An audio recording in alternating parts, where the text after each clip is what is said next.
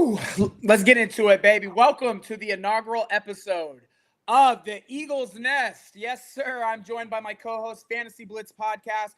Guys, you can check him out on all his socials, as well as our special guest, the chosen one. You can find him at the Sports Lounge Media. We are powered by the Sports Lounge Media and sponsored by the Mobile Brand. Guys, how we feeling tonight, baby? Man, good. We're feeling good, man. TikTok is back. You heard me, bro? It literally took 12 hours. We didn't even make it 12 hours, and they said, nah, we got to give them their stuff back for real. Yeah, But, guys, I appreciate everyone for coming in and joining us. Bear with me. My voice is a little shy. As you know, my Philadelphia Eagles won a football game. I don't know if you guys know about that, but they won a football game on Saturday. So here we are, my fellows. We're going to get into it. Guys, we're going to talk a little bit about the game on Saturday and how we feel about it, and then we're going to turn the page and we're going to get ready because this Sunday we have a conference championship to play. That's right. We do. Yes, sir. Yes, sir. Very excited for it. All right, so guys, offensively, how did we feel about the offense as a whole? Obviously, coming in, we knew what the game plan was going to be. It was going to be to run the football, right? We're a run-heavy team, and then we rely on our defense. And we asked Jalen to kind of do what needs to be done to win. Fantasy, how do we feel about the offense as a whole moving out of the LA game? For me, I have my little concern about Jalen's mobility. I think he'll play. I think that it's not going to be a factor in the game, but I do think that Kellen Moore and Nick Sirianni are really going to have to game plan around his mobility. Right, we've seen it on the safety that was taken by the Rams. We have seen Jalen constantly, countless times, get out of situations like that this year, and he seemed very immobile. So I'm quite curious to see what the injury report says Tuesday. But for me right now, I am highly confident in this offense. Barkley does it again. That man is now has a new nickname in Saquon the Ram Killer Barkley. He did something special. The whole Jared Verse thing, I think, only fueled him more. And you say stupid things, you play stupid games, you get stupid answers. But for me, the offense, again, for me, it's one in the trenches at this point of the playoffs, and I will bleed that till it's blue. For me, it's one in the trenches, and we have on both sides of the ball. I think, especially during the LA game, we proved that we have top sides of the ball. So. No, I agree 100%. I think we came in and did exactly what we wanted to do. I have some numbers here. Hurts played exactly the game we wanted him to play, right? He made the passes when they needed to be made. The guy ended 75% in the field when it came to passing.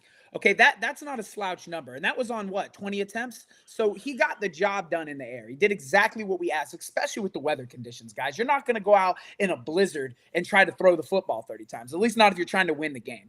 Aside from that, there were two running plays Jalen checked into that resulted in gigantic gains. The first one being his pull-around power where, you have Jordan Mailata, a first-team All-Pro guy, pulling around, and he's in space. No one's touched him. He's in complete space by the time Jalen Hurts rips off a 44-yard run. Okay? Jalen was very effective on the ground in this game. 70 yards rushing, 1 touchdown. On the ground, he did exactly what he's done all year, right? And then we look at another play later in the game where the Rams were more left side heavy. They were bringing pressure down on the left side. Jalen's seen that. Flipped the play inside zone to the right, and 78-yard house call by Saquon Barkley. He even gave Jalen a little, watch this right here. He had said something after the game about him being on the wrong side. I had originally thought the same thing. I thought he literally just looked at him and was like, bro, you know what to do type shit. You know what I mean? Like it sent goosebumps down my arm once I seen it. But yeah, it seemed like he was maybe Jalen because he switched sides. He said it gave me goosebumps. Hold on, wait a minute, bro. It did. I mean, look, him looking at Jalen saying, hold on, bro, I see something you don't. Give me the ball. That's championship type shit. Yeah. I mean, that's taking control of the game. I definitely love that they're on the same page at this point 100% in the playoffs. Like they are feed. It was kind of like, when you lost Kelsey, you didn't know what you're gonna get, and then all of a sudden now they're talking to each other in that way. A lot of respect to that. Yeah, That's absolutely. and that's a really good point. We like to see that chemistry, especially from a player that not even 365 days ago was playing for a divisional rival, right? So you love to see guys come in and hit the ground running, and Saquon Barkley has been exactly that. Eagles fans, we cannot stress enough how incredibly important that man has been to the organization. He's probably the best Eagles free agency signing ever. I mean ever. I love how he carries himself too. That's the Yeah. other part of it. He's definitely a team player, and he wants to win not just individually, but as a team, as a unit, and that speaks a lot of volume. And the way he carries himself with his family, I mean, that's a guy that I'll buy merchandise for. You know. So it actually had come out that I had read an article that apparently, which he was persuaded otherwise, which is fine. I knew it was kind of the organization that took the record game from him, but he apparently wanted to go after the record. He not only wanted to go after the record for himself, but for the offensive line, and I respect that. Because it's not only an achievement for him, but it's an achievement for that offensive line to say we had the all-time leader, and that was because of us. And I think now he's going for the postseason record, right? I mean, he has bigger things that he's focused on, and to get there, you got to go to the Super Bowl. I couldn't agree more. I think he's only like 120. Yeah, it's not much. It's not much. Yeah. You talking about him chasing Terrell Owens' record? Yeah, Terrell Davis. Yeah, it's 146. If I'm not mistaken, 146. I think he's away. We can get that. If he doesn't get that, he's going to get in the Super Bowl. Right. Yeah, no. And just to talk to the chat real quick, guys, we are streaming on YouTube as well. And RC, I seen that gift. I appreciate you, my brother. We are also streaming live on TikTok. Guys, I cannot see your comments on TikTok. If you transition over to YouTube, I will be able to get to those at the end of the segment. Again, thank you guys for coming out. We're going to continue this talk with the Eagles offense. Another thing I wanted to hit on, Saquon Barkley in the first meeting with the Rams went absolutely insane on the ground. Did the exact same thing in worser conditions in this one. 205 yards, 7.9 per, 2 touchdowns. Yep. Do we feel like this Saquon Barkley led team can run the football on anybody? I'll take this one. Just to give my little spiel too, the game itself, when you're watching that game, it was interesting to see just how we came out in that game. And a lot of people say things about like, the Jalen Hurts thing and saying throwing with his arms and stuff, but he didn't make too many mistakes. And that's what we want from our quarterback. We want him not to make those type of mistakes. He did run for like 70 yards. And I don't think a lot of people are talking about that either. And we need to mention that he used his legs and scored a touchdown. When he was running, I was like, oh, he's going to get like 10, 15 yards. This boy went to the house. He took off. To the crib. He had some acceleration in them legs if you paid attention. Yeah, and so our defense stepped up, did exactly what they needed to do in this game. I was really impressed with that. I did watch a clip with Gilly.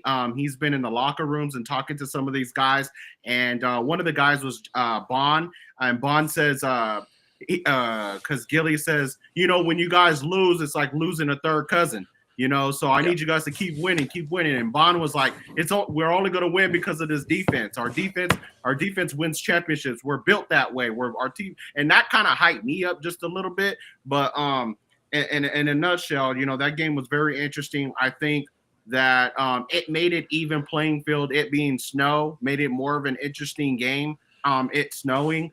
And so we got the result to that. But to answer your question about Saquon, I think Saquon was extra ready because he spent a lot of time with LaShawn McCoy, and he got the right cleats, the right equipment, the right things that he needed for that game, which then he gave praise afterwards to LaShawn McCoy for giving him that. And he ran where he needed to do, and he did what it was necessary in that game. And yeah, I think throughout the rest of this playoffs, the question is not going to be how you can stop Saquon Barkley. So just stop that already. Stop saying that. It's going to be how you can contain him, because you're not going to stop him. He's on a different level than everybody else, just like CMC was last year. He's just on another level. I mean, even way higher level now than Derrick Henry was yesterday. And so, you're just not going to be able to stop him. You're just going to have to try to contain him. But yeah, I mean, that's all I got to say about Saquon. Saquon's going to be Saquon, and he's going to get better and better. This team is going to be good for a long time. People don't realize is they call us like an older team, but we just as much older players we have young players too. And so this team is going to be good for the long, like next 4 or 5 years guaranteed, So yeah, that's all I got to say about that. But Saquon's going to be just fine. Yeah. My next question, then, let's run into something that, since we've talked about how good Saquon has been, we all know, and fantasy, I think you can back me up here. We know that we are a run-first football team. That's what we want to do, whether it's the quarterback, whether it's the running back, whether it's the quick screen game. We are not the team that is going to try to throw 300-plus yards on you. So my next question, what can this offense do better? In fantasy, this is my question to you. Some things that I have seen from this game.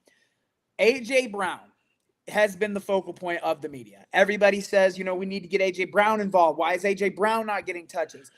And A.J. Brown's a great player. He's a top 5 receiver in this league, argue with the wall. I have this question for A.J. Brown. Of all of the receivers that caught footballs from Jalen Hurts on Saturday, Dallas Goedert had 4 targets and 4 receptions. Devontae Smith had 4 targets and 4 receptions. Saquon Barkley was targeted 4 times. How many receptions did he have? 4. A.J. Brown was targeted 7 times. He caught 2 of them, dropped one of them that could have been a touchdown. That has to improve for me.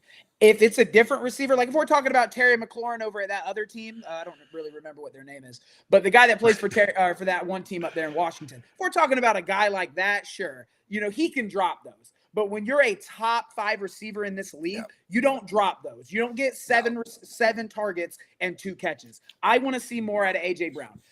And it wasn't him. He wasn't begging for the catches. But once they started coming his way, I know the field conditions were bad. We started to see some drops. I want to see that be better. Fantasy, how do we feel about that? So fun fact for everybody watching, there was one guy throughout this whole season that hadn't dropped a single ball. And his name was A.J. Brown. He had had a single drop all season. Amon-Ra had 1 drop late in the season that kind of ruined that streak for him. But A.J. hadn't dropped one all season. For me, I kind of chalked it up to the conditions, right? That ball was pretty wet, pretty heavy at that, going through that snow. And, A.J. Brown's been good all year. 1,000-yard wide receiver in the amount of games and the amount of receptions that he got is amazing to me. But again, yeah, you're not wrong. We're a run first team, and for all the media saying that A.J. Brown deserves targets, he absolutely does. He is our number 1 guy, but we're here to win ball games. And, we're going to – Chosen Ed said it earlier. We are going to we're going to infiltrate whatever you give us, right? We have so many facets of the game, whether it's A.J. Brown, Devontae Smith, Dallas Goedert, or you can get beat by Jalen or Saquon's legs with the O-line. It's whatever your defense is willing to give us. And so I think that, I'll touch on it one last time, the whole AJ thing as a player, right? If I'm an NFL player, I would probably be frustrated being on a run first team. Yeah. You're not going to get the ball as much. You're not going to, get your stats. You're not going to get your, whatever it may be that you have your argument, but at a point, you have to ask yourself, what do I rather do? Would I rather win ball games and be in a winning atmosphere, or would I go get my Hall of Fame stats? And that's what we have to do. And I think A.J. Brown's enough of a winner to say otherwise. And he's done with the drama, I'm pretty sure. So. Yeah, and I'll piggyback. Right, and the only thing I'm gonna say. Yeah, I'll go ahead and piggyback that too. Is A.J. Brown had a bad game, and like to Fantasy's point, he hasn't dropped the ball all season long. The one thing about the Philadelphia Eagles that people got to realize, there's only one game in particular that a person went down, and it cost us, which was the team we're playing this weekend. Let's just call it what it was. But outside of that, there's been players that have been hurt. There's players that had bad games. There's players that didn't step up, offense and defense, and we still won.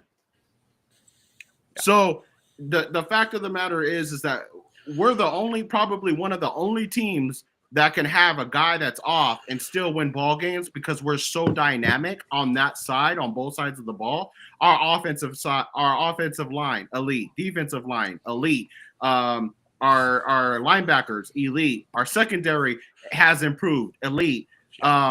Quarterback, you call him what it is, average or elite. Like, he plays to what you see. Our running back, elite, things like that. So at the end of the day, AJ Brown had a bad game. Best believe this next game, yeah, he finna come back and he's gonna no pun intended, he's gonna rough some feathers up. No pun intended. Yeah, no, I don't hate that. I don't hate that. And it's like Chosen said, or excuse me, Fantasy said, for the majority of the season, AJ Brown's been absolutely incredible. But I hold AJ Brown to a larger standard than most receivers. Yeah, and everyone knows I love the guy. Like, I don't want to see him go anywhere. I think he's an incredible receiver, but I will always hold him to a higher standard, as I know you gentlemen also will. Another thing that I wanted to kind of key on before we move to the defense, two things.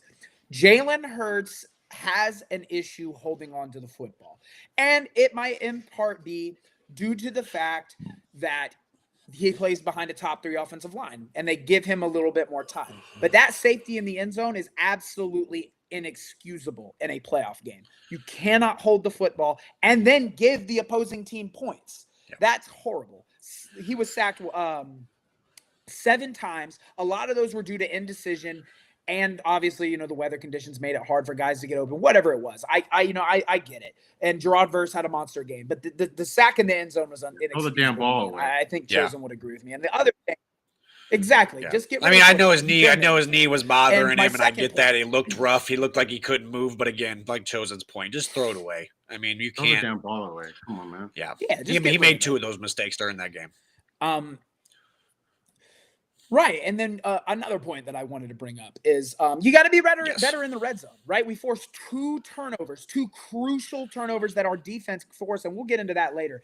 And you walk away with field goals. Now, I am very happy that Jake Elliott went down and made his field goals. Thank you, Jake. We've been waiting for Jake, you on my shit list, bro. Now, I'm gonna be real honest. Yeah, but now just make your PATs. Make your PATs. But in playoff games, when you get those game-changing turnovers, you need to go down and score points with those touchdowns. One of them was we were in the red zone already. You have to go turn those into touchdowns. I would like to see us be better. We were 0 of 2 in the red zone with 2 field goals. I would like to see that area also improve. That will improve with time. I think again, to all of our points, I mean, the weather did play a little bit of a factor in this game. I don't want to keep saying that like rinse and repeat, but we did go down there. We got the points, right? And that's what we needed. But we can't miss extra. We can't miss those extra points, though. Those are the ones that that are in a sense free. Those are free points right there. Like we score those 2 points. We're not holding our breath at the end of the game. You know what I'm saying? So, yeah. And exactly. So you got to make those, but. Going down in the red zone is going to be difficult. Luckily, this next game, it looks like it's not going to be snowing until Monday. So it might be a clean field. So, but it's in the link. So I don't know. Which is always makes us feel better. And for you guys in the chat that like numbers, before the half, we were 2 of 6 on third down. In total, we were 6 of 15 at 40%. That's not horrible, but it's not great. I want to see it better in the first half. Overall, 40% is horrible. That's right around top middle of the league. So I wasn't completely upset with that, but I would like to see us be better on third down offensively. Now, I want to transition to the defense, guys, because obviously it's the strong point in our team. The defensive performance this team put up in this game, specifically Jalen freaking Carter, absolutely incredible. This defense is better than the Super Bowl run defense. I completely believe that. Let's go ahead and jump to some of the positives. Defensively, the Rams in the first half were 33% on third down. I thought, I had spoken to Fantasy about this earlier. I thought we I didn't didn't either. play very good on third down. Went back and rewatched the 22, and guys, the defense was very, very good on third down. Yes, it allowed a few big plays that would end up, like the Isaiah 30-yarder that easily could have been an interception. And by the way, Isaiah Rodgers, hell of a game, had an hell of a game stepping in for Quinion Mitchell, and other areas. But when it comes to third down on defense, lights out. Okay, lights out. Another number that I want to give you guys in the red zone. They were 2 of 5. Our defense only allowed 2 touchdowns in the red zone for a good for 40%. Absolutely incredible.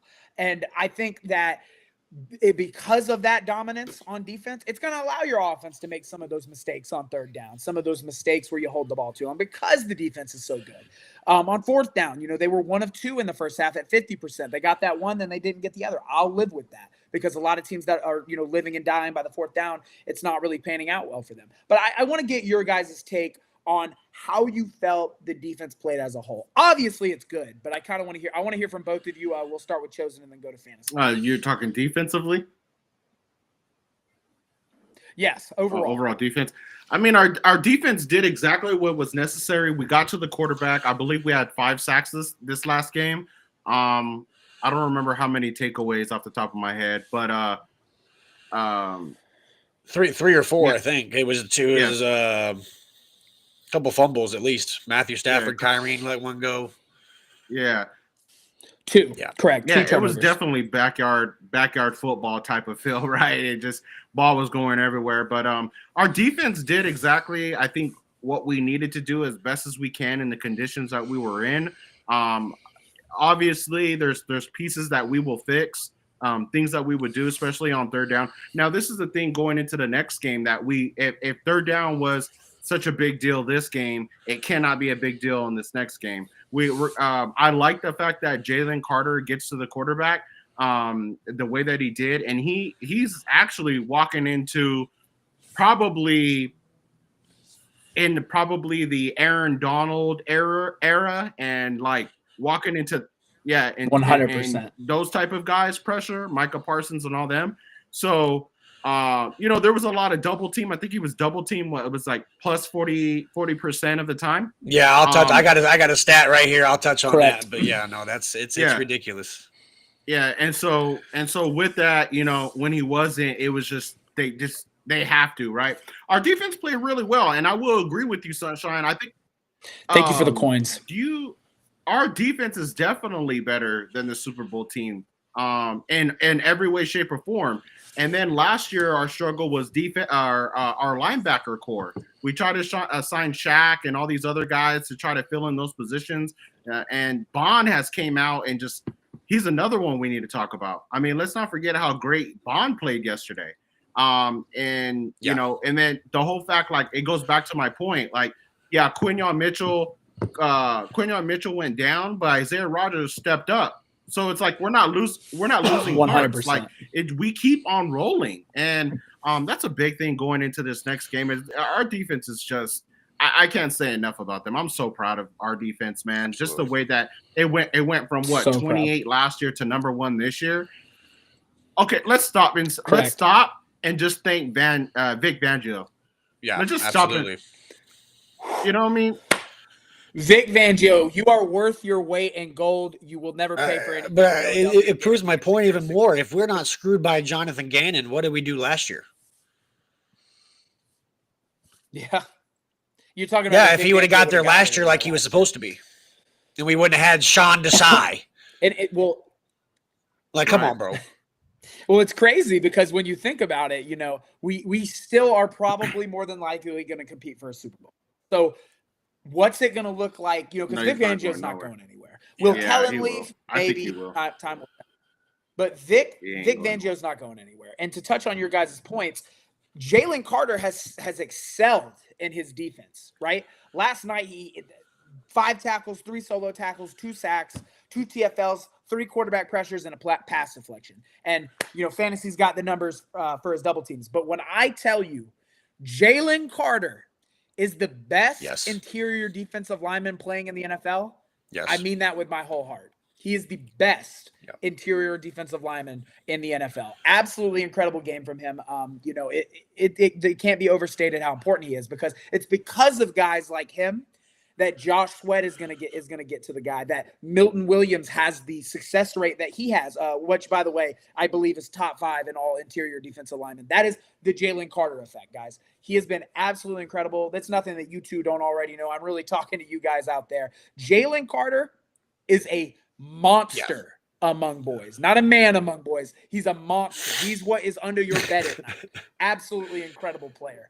And we'll let Fantasy touch on what how he. No, I mean, I Chosen kind of hit it right on. I got into an argument the other day about this, and the guy called me a word that I won't say, but Jalen Carter is in that Aaron Donald world. He is, and whether you want to believe it or not, that's on you. But Jalen Carter is going to be probably the most dominant pass rusher, interior pass rusher for the next decade, in my opinion. But a couple stats: the Eagles are actually the first team in NFL history to go from 22nd or worse in one season to number 1 in total defense the next season. They were ranked 26th in total defense last year. So again, we take a second. We thank Vic Fangio for the job that he's done in there. He's got this Howie with the draft class, getting Cooper DeJean and Quinyon Mitchell. I think that kind of solidified our defense and getting those young studs. But man, it's hard for me to beat Jalen Carter, right? MVP of this game for me. That third down sack was actually absolutely the most crucial play I think I've ever seen. But last night he played 68 of 70 defensive snaps. He only had 2 plays off. And there was a couple drives on there where, the Rams were driving. They had some long drives. But he was double teamed 26 out of 49 snaps pass rushing. And, that's over half, over 50%. And when you're getting double teamed 50%, the fact that you're even getting to the quarterback is amazing to me. But you read the sacks, you read the stats, but that third down sack, and then the forced pressure on fourth down even was a killer, because he was right in Stafford's face within 2 seconds. He's also. Oh, yeah. Go ahead. I don't mean to cut you off, but he's two things real quick that I'll add so I won't forget, because I know I'm going to forget it. Well, to your point, Fantasy, the other thing that I'm impressed with Jalen Carter is, I don't know if you guys are noticing, but he's also audibling, which that's what I've seen from Jalen as well. I've never seen Jalen do this before with these audibles and switching and checking outs and stuff. Yep. That's new to me.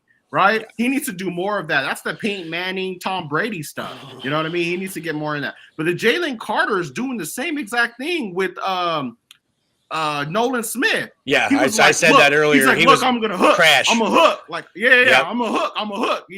Like he's giving those type of like, look, let's adjust, let's do this. He's a football player. Like, bro, if you keep doing that, our team gets in sync like that.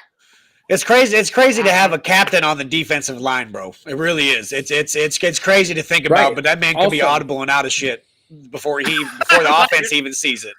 Yeah. Right. No, and I mean that's what makes a great player, right? And also, hats off to Zach Bond, who last night for the first time on Vic Fangio's defense wore that green dot. Yeah. Because that's usually N'Kobe Dean's role, the green dot. I say another shout out to Burks because Burks played his ass off. Yeah, he did. Played his ass off.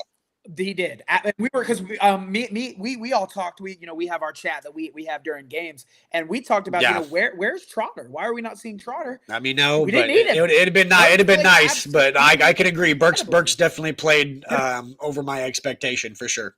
Incredible, and part of that is due to Zach Bond having the defense set up to go. Like, hate him, man, guys. I can't. Yes, Howie Roseman. If by the grace of God you somehow see this podcast, I don't think you understand how loved you are in Philly. That signing, that alone gets you a statue. Zach Bond has been no shit. He's not known for signing linebackers. Obviously, we let TJ Edwards go. You know, we've let some go in Devin the past, White but this he, year. Devin he White can- this year. We let him go. he cannot let Yeah. Zach Bond go. He just can't. He transformed Yeah. the linebacker room. We haven't had an all-pro, a first-team all-pro If linebacker. they could even sign since him to Trotter like a Senior. 3-4 year deal, him and Dean for the believe. next 3-4 years would be phenomenal.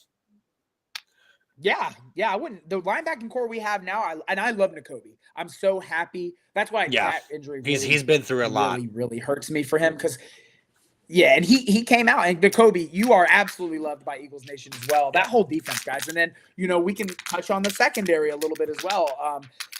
The secondary has been in flux the last few weeks. Darius Slay looked absolutely incredible last night. He was in coverage doing his thing. Doing Q things. On that first Puka, where Puka did the they ran curls in. Puka ran the curl. Yep. You batted him down and then looked down on him. I was like, oh. No, Darius Slay Slay played beautifully yesterday. Darius Slay played beautifully. For sure. And again, we've already said the name Isaiah Rodgers. Yeah. He was incredible. I just can't say good things about the defense, guys. I was excited to get to the defensive side of the football because I feel like this That's how we're going to win. That's how we're going to win the whole thing is the defense. Yeah. 100%. It's the best remaining defense in the playoffs. Before, I would have said Houston was a close second. Yeah. We are the best one in the playoffs remaining. And one thing I will say, I do try to, look at everything objectively. So I will say one thing that I feel like we could tighten up is the run defense. We did allow 5.3 yards a carry. Right. I understand it was snowing, so that was the game plan. But we're top 10. We're just not the best. That's the I mean, it is what it is. You can't be the best at everything. Right, And that's just my philosophy. But one thing that I will say before Sunshine starts funneling people back to the YouTube channel again is the greatest thing that happened to Q was Darius Slay.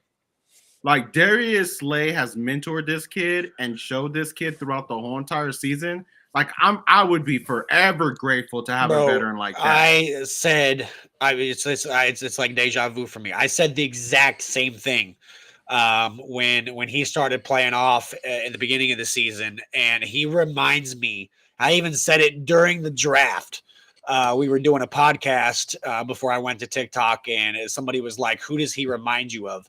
And somebody said Avante Samuel, and I was like, no, I can tell you who he reminds me of. I said Darius Slay.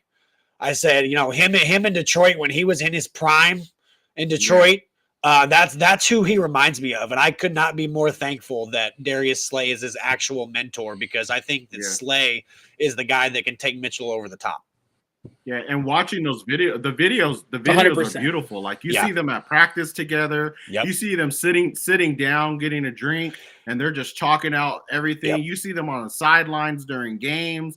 It's beautiful, man. Well, I think that the guys like that also keep Darius Slay young too, right? I mean, we got to think, there's not so much more on his plate anymore. When he had James, sorry, I'll just go ahead and say it because I'm an honest Eagles fan. But when he had James Bradbury over next to him, he had a lot to worry about. And now that he has, Quinyon Mitchell and Cooper DeJean and Reed Blankenship in the back, and then CJ, what does he have to worry about? I mean, he has to worry about his man, and that's the way it should be. Just his assignment. Right. I'm glad you brought that up because all throughout the year, all we've heard, especially from you Commanders fans, you know what? I'm not even going to apologize for it. It's the NFC Championship game. Y'all are in my sights. It's on site now this whole week. All week long, all we've heard about from Commanders fans is, well, why doesn't Q follow him? Why doesn't Q follow him if he's the best? Yeah, we don't need to. We have. Darius Slay is on border line of being a Hall of Fame cornerback, in my opinion. He is. 100%. And then you have Cooper DeJean in the slot that can cover literally anyone. I mean, he had I think I said Cooper Kupp. My mistake. Cooper DeJean had Cooper Kupp in absolute. Except for that one catch down the field. Yeah, that's the only thing he had. Yep. Yeah, guys, I can't say enough good things about this secondary. And to people of opposing fan bases, we don't need to follow people. There's a reason Vic Fangio has a shell defense set up, and it's because Q's not letting anyone behind him. Darius Slay can play anybody in one-on-one coverage. You have Cooper DeJean down in the flat to intermediate area that can cover tight ends and receivers. And then the back end safeties are also doing their job. You know, I've been very impressed with how better CJ Gardner-Johnson has gotten as the season has gone along. And if you ask me, he is also as important as Jalen Carter is to the defensive line, to the secondary. He 100%. brings that energy to the secondary. Can't say enough good things about I'm him. looking forward to these games, man. Like the only team that I was nervous about and just a little, just a damn. Hold on. Funny things. So we still don't give a He damn. said, "Hey guys, to the chat, this will be on a T-shirt. that has to be on a T-shirt. We don't give a damn. Oh, one thing that I will say is like looking into the future and looking into, you know, our next week, looking into considering the fact that we are making it to the Super Bowl.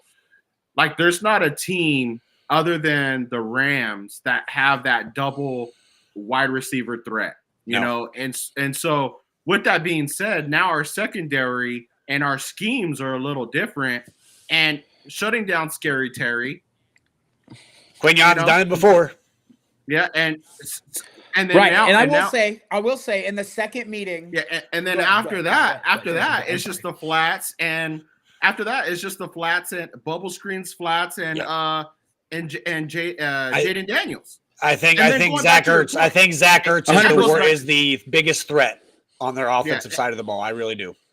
And then going to your point on things that we need, going right back to your point, then things that we need to make up. The reason why I say that that's important for this week is because Jaden Daniels is going to run on third down. Jaden Daniels is going to run on fourth down. So 100%. Now that we know that, we need to fix that problem before this week, because if we stop them on fourth down and we get like a good sack, his legs are no more in the question. Therefore, he has to throw the ball. No. I'm glad you brought that up. You're welcome. No, I completely agree. You're welcome.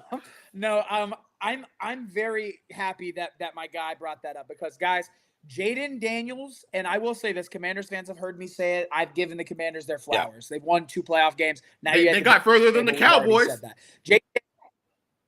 Yeah, exactly. Jaden. Hey, it's a fact of life, brother. It's a fact of life. In his rookie year, farther than Dak and Tony Romo. That motherfucker got a conference game before Dak even did. That's hilarious. Hey, you know that's why they haven't given Tony Romo a you know that shit it makes him sick. Stomach. But to his point, guys, Jaden Daniels is a future superstar in this league. I do think me and Chosen are in agreement here. Fantasy, I'm interested to see how you feel. Jaden Daniels will see a drop-off next year purely due to the fact that we will now have film on him. He will see a drop-off. Do not mistake me. I still think he is going to end up being very I think that for me, just say that. Wait, and then I know Fantasy is going to give his point right now, but that's because I know what people are going to. When you just said that right now, people are going to, you know what I mean. So let me clear that up. A drop-off doesn't mean he's not going to be as good. We're just saying that people are going to be more prepared for what he is going to do. There we go. So let me clear that up before people start coming after and saying, "Oh, well, you know, there is the thing called there's a thing called a sophomore slump, and we've seen it from C.J. Stroud. He did almost the exact same thing that Jaden did last year. Yeah, you know what I'm saying. So let's just clear that up before Fantasy goes. We're not saying disclaimer. We're not saying that he's going to be a horrible. Don't put words in our mouth. He's falling off the face of this planet. No. We're just saying there's gonna be they're gonna play him better, and he's not gonna have this type of season next year. That's all we're saying. Okay. So I can second that. I do feel that a sophomore slump is a thing. I don't necessarily think that the getting game tape on him is going to be his biggest downfall, though. In my personal opinion, possibly losing Cliff Kingsbury to a head coaching job could be a detrimental piece. That's bigger. To Jaden Daniel. You know, we see it with Jaden, we see it with Jalen. You know, hasn't had the same offensive coordinator, may have a different one next year. We don't know. But losing that as a rookie quarterback could be detrimental to especially his sophomore season. I think that he is good enough. I think that They could be. He's going to attract talent, guys. We can't ignore that. He's definitely going to attract talent. They have $90 million in cap space. Oh, yeah. Jaden Daniels. Yeah, they have $90 million in cap Yeah, space. 100%. They're going to attract talent, whether it be on the defensive side or another wide receiver, whatever they do. They're going to be a different team next year. I mean, I'm not the biggest believer in De'Ami Brown.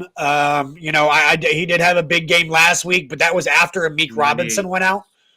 So, Detroit had lost Amik Robinson, and, after that, what is their secondary? They already lost Charlton Davis. Yeah. I was just fitting to say he had a big game against 19. Yeah, no, I mean, now you're going to go. Now, if we put Quinyon Mitchell, obviously on McLaurin, then De'Ami Brown's got a borderline Hall of Fame corner on him and Darius Slay. You got Cooper DeJean. I mean, it's just a lot bigger test than what Detroit's defense was. But for me, I do think they need a wide receiver, but I think his coaching is what's so detrimental to his It's gonna next be bigger, season. yeah. It's bigger than adding the pieces, because if you got Correct. the pieces for OC, It doesn't matter if you can't draw up a scheme to execute everything. Yeah, and I can. And to add to that, dang, I'm drawing a blank, y'all. To add to that, though, I would say I'll just carry on and talk. What I was gonna say was, yeah. You lost it all. He had 90. No, I got it. I got it back. I'm back. Locked in. He said, "Let me lock in." So- hey, activate. What's activate incredible, Jalen Hurts, man. Let's guys? What's incredible to me is 45-31 was the final score last week, and De'Ami Brown. Yeah, I agree with that down south. De'Ami Brown had 98 yards, and he was their leading receiver. Let that sink in a little bit. 45 points. 90. How many yards 98. did he have? Who did? De'Ami Brown. Oh, Yeah, no. Like I said, he had a decent okay, game, hold but on. again, against who? No. Listen. No, you're not listening, fantasy. Listen to what I'm saying. He's making a good point. 45 points, fantasy. The highest receiving wide receiver had 98 Option. points with 45 points on the board. Yeah, it's the run game. It's Jaden Daniels, and Brian Robinson had 2 touchdowns. I can completely agree. Yeah, but Hold on, let me. look Terry at what McLaurin, Terry did. he wasn't too far off, but De'Ami Brown had he that had deep ball. 87. That's He what had the problem 87. was. But my point being is that tells you that Matt Stafford, when he threw those interceptions, they were already on Washington's side of the field to be able to score easy points. Yeah. We're not the same. We're not the Lions. And all due respect, you know what I'm saying? Because I know Lion fans are probably a little upset still, but don't come after us. I'm just saying. This was it, bro. They supposed to be here right now. Yeah. Yeah, like That puts you in a Bro, bad position. That Puts you in a bad position to where you take those 3 interceptions away. I guarantee that this game is probably in the hands of Jared Goff again. Yeah. That's all I'm saying. I'm not gonna say more because I don't want you coming after me. Not that I mind, not that I mind because I like the attention, but we gotta lock into what we got going. That's it. But yeah, go ahead, Sunshine. Oh, we got another one right here, guys. Their run game hasn't been as potent as the beginning of the season. Jaden Daniels is the entire offense, and that's. I think with them having Eckler back, Eckler had a good game last week against Detroit. I think that Eckler should be a concern for us. Nah. But I think the defense, if you play a spy, right? If you put either Burks, I'm okay with Burks, or I'm okay with Bond. I'd rather have Bond in coverage, maybe on like Ertz. But we need the faster which I think is linebacker Burks, on JD. in my personal opinion. But I think that there's a couple plays that you need to at least have a spy on, especially third down. Third down. Yeah, it's definitely going to be paying attention to JD and his legs versus blitzing or versus, you know what I mean? Just have that spy. That's how you're going to stop him. No, 100%. And guys, just to harken back to what you're saying, the last time that Jaden Daniels played us, that's how he beat us, was a lot with his legs in the second meeting. And I will admit, Quinyon Mitchell did kind of get did that treatment. from Terry McLaurin. I do not No. think that happens twice. I think that Quinion is going to be much more locked in this game, and he's going to have a better day. Obviously, he has to do it, but I mean, listen, I foresee that going, guys. If he's going to put his butt out there, prepared, if he's going to put his butt out there, he better have a good game. Because I know he's coming off of 100%. that shoulder, and they're going to try to attack. They're going to try to attack him early. You guys know that. You know what I'm saying? I agree with that. Yeah, I was just gonna say that. I think that you're gonna see. I think in the first meeting, right, you saw that. I mean, this is just the way the NFL goes, guys. This is divisional games. You have two guys that are going to see each other 2 times a year, possibly 3 every year, right? But he figured out Terry McLaurin before Terry McLaurin figured out him. That was week 1. Terry McLaurin was shut down. Then Terry McLaurin makes adjustments, right? He makes adjustments to fit Quinyon Mitchell's weaknesses, per se. Let's just say that. You know, as a young football player, you now have to go in. You have to watch that film from week 12 or week 16, I think it was. You have to now watch that film and understand what you did wrong, and again, make adjustments on yourself. You know, and I think it's going to say a lot about Quinyon Mitchell if he comes in here, he makes adjustments and wins us this ball game. I think it's going to say a lot about his young character. He's gonna have to, bro. Like Sunshine just said, he's gonna have to because they're gonna target him early and often. I like how he said it. Just he's gonna have to do that, or he's gonna have to switch to somebody else. Like let Slade take care of him, let somebody else, because we can't let this ball game get out of our hands. And so, depending on the severity, I don't think it's that bad, but depending on how he comes out and how he feels or sore or whatever, yeah. He needs to definitely do something because they're going to be picking on him for sure. I agree, and we're going to talk about that more on Wednesday as well when we really preview the Commanders, because that'll give me a little bit of time tomorrow to do a little bit of research. Obviously, you know, you guys can do your research as well. To anybody that is still watching, guys, again, I want to say thank you so much, bro. This is the inaugural episode of the Eagles Nest. I have been so excited to get it rocking, man. Absolutely incredible. We're going to be covering all things Eagles. You're going to see these faces a lot. These are my guys. These are the people I trust when it comes to the Philadelphia Eagles and when it comes to keeping things unbiased and analytical. And you know what? Right. Having a little bit of fun here and there. At the end of the day, guys, it's going to come down to a lot of different things. We're going to get more into that Wednesday. Again, for all of you that are watching over on TikTok, go to YouTube. Give the Bird's Nest a look, guys. If you rock with the content, we have shorts over there that, you know, still cover the Philadelphia Eagles as well. Go hit the subscribe button, man. Pull up. These lives are going to happen on Mondays, Wednesdays, and Fridays, guys. We're not going anywhere. Even if TikTok would have disappeared into the abyss, we still would have been here on the Bird's Nest, guys. I can't wait to get it going. I want to say thank you, to Chosen and to Fantasy for volunteering their time, and thank you to the Sports Lounge Media, for powering the Bird's Nest and making it what it is, and to our sponsors, the mobile brand that, allow us to operate in the way that we can. It's absolutely incredible. This is the greatest opportunity I've ever had to talk the Birds with you guys. It's you guys, the viewers, that make it so absolutely incredible. So again, I thank you guys so much. We're going to wrap this one up, guys. Any last remarks from Chosen? Yeah, I'll just say, hey, follow. Hey, it's free. Go follow the Eagles Nest on YouTube. Follow Sunshine. We want to get everybody in there, and you can actually chat with him. That's when he pops up these little chat cues. It's because everybody is over there, and there you go, right there. We need another big game from our D line. See, you want to be one of those people? Go to his YouTube and go click on. I believe it's in your bio, right? Yeah, it's it. Correct. It is in the bio on my TikTok. I have a link tree that could get you to. We are on YouTube, Instagram, X, or Twitter, whatever you want to call it. If you guys look at the bottom of the list, all of our socials are down there at the bottom. Give it a look, guys. There's some great things are coming in the near future for the Bird's Nest. We're going to be having on some really incredible people. We're going to be trying to get some fan content, player content, everything under the sun, guys. This will be the place to get your Eagles news. Yes, sir. And I suck at that motion. Look at that background. It looks beautiful on TikTok. It looks beautiful on TikTok. No, just for me, I mean, it's the same thing, man. We all appreciate all your guys' followings. Fantasy Blitz podcast. Again, you can find it on Facebook, TikTok, Instagram, Twitter, you name it. The same name all around. But again, we appreciate everybody's support.